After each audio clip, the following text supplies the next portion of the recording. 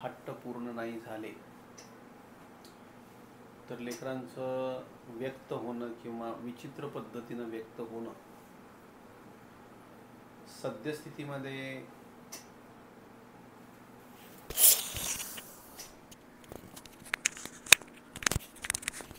सद्यस्थितीमध्ये ही बाब ॲक्च्युअल आईवडिलांची कमजोरी आहे. कारण पेशन्स नावाचं फॅक्टर आईवडिलांकडे कमी पडत असल्या कारणानं अशा पद्धतीचे हट्ट पुरवले जातात. पूर्वी जी काही घराची एक सिस्टीम होती तिथं जॉईंट फॅमिली होती. तिथं 3 पिढ्या राहायच्या. आजी आजोबा, आईवडील किंवा मोठे काका वगैरे वगैरे आणि भावंड प्लस म्हणजे हे बाकीचे चिल्ले पिल्ले. आणि हे एकमेकांना सहयोग करणारी किंवा सपोर्टिव्ह सिस्टीम होती. आणि दॅट्स वाय लेकरू झाल्यानंतर असा काही विशेष ताण नव्हता. Everyone was happy. कारण आजी आजोबा ॲक्च्युअल त्याचं संगोपन करायचे किंवा त्याला दिवसभर खेळवायचे आणि हे शेताकडे जायचे काम करायला. म्हणजे असा तो एकंदरीत सपोर्टचा भाग होता. आता तू जे सांगितलं की बाबा मोबाईल नाही दिला, पाण्यात खेळू नाही दिलं, एखादं खेळणं नाही दिलं, तर 9 महिन्याचं बाळ हे चिडचिड करतंय. याच्यात आजारी कोण आहे? मायबाप आजारी आहेत. Because they don't have a patience की 9 महिन्याच्या बाळाचा त्रागा सहन करण्याचा पेशन्स नसल्यामुळे ते डॉक्टरांकडे आले तक्रार घेऊन की हे चिडचिड करतंय. बरोबर? कोणाची तक्रार? 9 महिन्याच्या बाळाची तक्रार. बरोबर? याला काय म्हणजे कोणत्या क्वालिटीचं लाईफ म्हणावं? सद्यस्थितीमध्ये दुसरा एक फॅक्टर आहे की कंप्लेंट्स अबाउट चिल्ड्रन, की माझं ऐकत नाही, अभ्यास करत नाही, जेवण करत नाही, भाजी खात नाही. राईट? अशा पद्धतीच्या तक्रारी आई किंवा वडील करणं हे कशाचं लक्षण आहे? हे आईवडील बिमार असल्याचं लक्षण आहे. आरोप करणारा आरोपी असतो. आपलं वाक्य काय? आरोप करणारा आरोपी असतो कारण तो न समजून घेता आरोप करतो की बाबा भाजी खात नाही लेकरू, याच्या पाठीमागची थिअरी काय? जेवण करत नाही लेकरू, याच्या पाठीमागचं कारण काय? जर आपण समजून घेतलं तर अग्निमांद्य हे कारण आहे. पूर्वी काय होतं की एक भाकर होती दुपारच्या इंटरवलमध्ये आणि 3 भावंड होती. जो पहिल्यांदा पळत घरला गेला ना तो डाव मारायचा, म्हणजे भाकर खाऊन टाकायचं. बाकीचे दोघं उपाशी राहायचे. घरात खारी खोबर नावाचा प्रकार, बिस्किट नावाचा प्रकार कुठेही नव्हता. आत्ता काय? ब्रेडचे 2 है ना, बिस्किटाचे 3 पुडे, खारकेचा डब्बा, खजुराचा डब्बा, बदाम भरलेले, मुंग्या लागलेल्या चपात्या, ढिगारणं. स्टील कोणी हात लावत नाही आहे त्यांना. कारण लेकरांना खेळायला ग्राउंड नाही, मोकळा श्वास घ्यायला जागा नाही, आईवडिलांकडं फिरायला न्यायला वेळ नाही. बैठ्या ठिकाणचे सगळे खेळ, including mobile, including T V games आणि सगळं काही. आणि त्या कारणानं काय होतं की पार्किंगमध्ये असलेल्या गाडीचं पेट्रोल काही संपत नाही, म्हणजे जाग्यावरती बसून राहणाऱ्या लेकराला भूक लागत नाही. आता आईचं म्हणणं काय, she is a caring story, की बाबा मी लहान असताना बरोबर सकाळी 2 चपात्या, दुपारी 2 चपात्या, संध्याकाळी 2 चपात्या खात होते. पण त्यावेळेस निसर्ग पण सोबत होता. हिवाळे, पावसाळे, उन्हाळे बॅलन्स्ड होते. थंडी पण छान होती. आणि प्रोसेस्ड फूड ज्याला आपण म्हणतो, मी काल परवा आम्ही जेव्हा व्हिजिटला गेलो,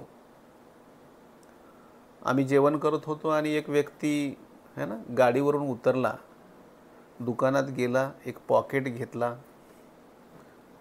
है ना XYZ कंपनीचं, चिवडा त्याच्यातलाच खाल्ला, पाणी पिला, बिचारा गाडीवर बसला, निघून गेला.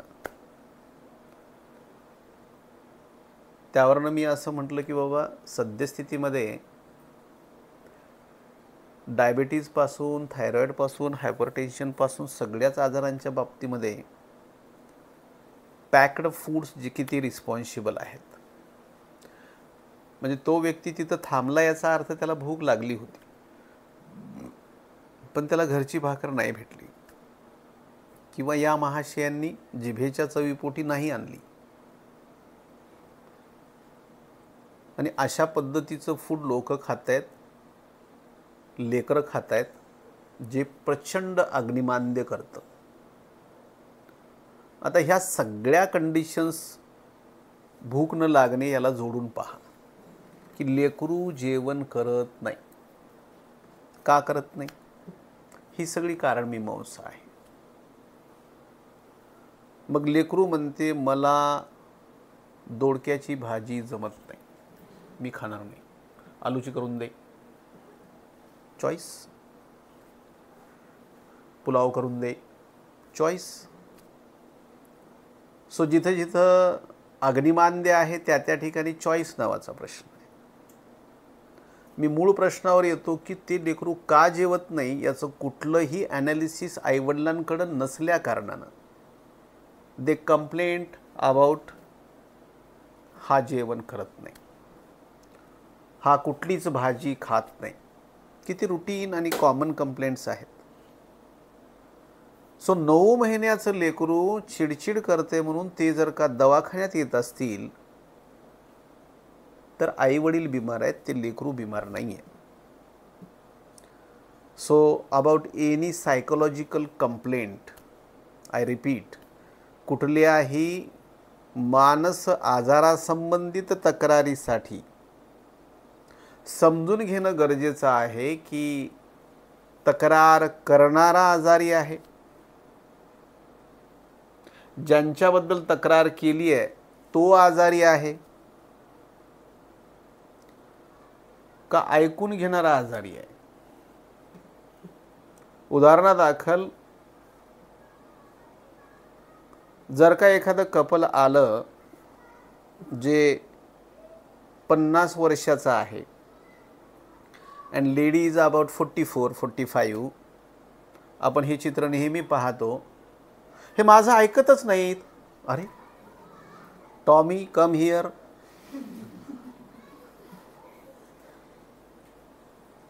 बिचाऱ्याच्या गळ्यामध्ये बेल्ट नाही आहे. या ठिकाणी ही जी मानसिकता आहे की माझं सगळ्यांनी ऐकावं, याच्यामध्ये आजारी कोण आहे? जे तक्रार करते आहेत तेच आजारी आहेत. In short about childrens also, आजकाल आईवडील भितात. कोणाला? लेकराला. हा खूपच चिडचिड करतो, मोबाईलसुद्धा फेकून मारतो, कारण आपण त्याच्या कानाखाली मारत नाही. कारण आपल्याकडे एकच पीस आहे, एकुलतं एक. निघून गेलं तर किती इन्सिक्युरिटी आहे. पूर्वी 2, 3, 4 होती. एखादा पटकी बिटकीमध्ये गेला जरी समजा तरी 3 शिल्लक आहेत. बिनधास्त होते ठोकणारे म्हणजे मायबाप. जरी हा निघून गेला तरी 2 शिल्लक आहे. दिस इज द फॅक्ट. आता एकच असल्या कारणानं हुकूमचा यक्का झाला. सगळं भवितव्य त्याच्याच हाती आहे. अँड दॅट्स वाय इन्सिक्युरिटी आहे. आणि त्या कारणानं आपण त्यांना आपल्याला ज्या पद्धतीनं संस्कार भेटले त्या पद्धतीचे संस्कार देण्यामध्ये आपण कमी पडत आहोत.